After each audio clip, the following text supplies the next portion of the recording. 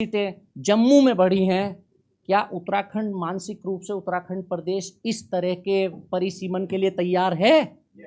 कांग्रेस के विधायक काजी मोहम्मद निजामुद्दीन के इन शब्दों ने उत्तराखंड में एक बार परिसीमन के मुद्दे को फिर से हवा दे दी है और अब सवाल उठ रहे हैं कि क्या सच में उत्तराखंड पहाड़ बनाम मैदान के लिए तैयार है। आखिर उत्तराखंड में परिसीमन का मुद्दा इतना गरमाया हुआ क्यों है? आखिर क्या है ये पूरा मामला, चलिए आपको बताते हैं। नमस्कार, मैं हूँ रक्षिता बोरा और आप देख रहे हैं खबर उत्तराखंड। दरअसल कुछ वक्त पहले सदन में महिला आरक्षण बिल पास नहीं हो पाया, जिसका इल्जाम बीजेपी ने कांग्रेस पर मढ़ दिया और उसे महिला विरोधी पार्टी करार दे दिया।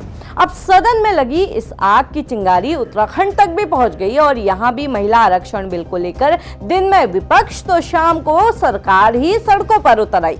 हालांकि इसी बीच कल यानी 28 अप्रैल को उत्तराखंड में विशेष सत्र बुलाया गया, अब जिसका नाम दिया गया नारी सम्मान लोकतंत्र में अधिकार विषय पर चर्चा।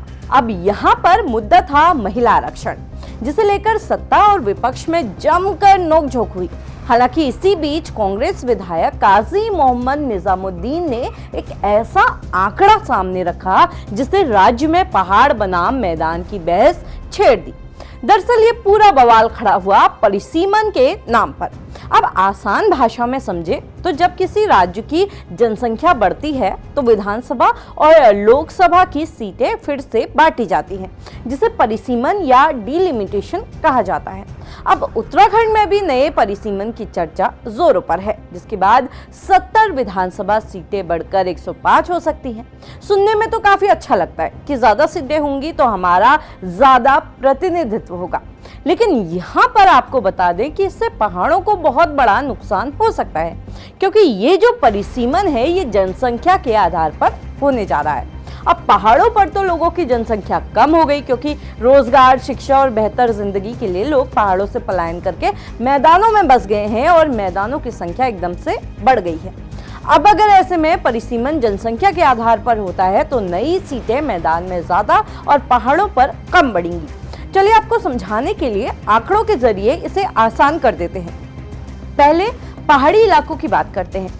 फिलहाल उत्तरकाशी में 3 सीट है, चमोली में 4 हैं, रुद्रप्रयाग में 2, टिहरी में 6, पौड़ी में 6, पिथौरागढ़ में 4, बागेश्वर में 2, अल्मोड़ा में 6, चंपावत में 2। अब अगर ये परिसीमन के बाद बढ़ेंगी तो उत्तरकाशी में 4 सीट हो जाएंगी, चमोली में 5, रुद्रप्रयाग में 3, टिहरी में 7, पौड़ी में 8, पिथौरागढ़ में 6, बागेश्वर में 3, अल्मोड़ा में 7 और चंपावत में 3।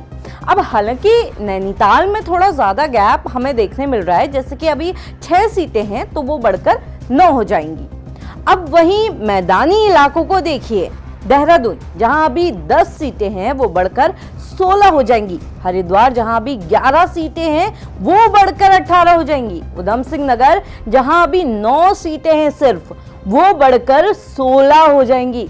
यानी सिर्फ इन 3 मैदानी जिलों में 20 नई सीटें जुड़ जाएंगी।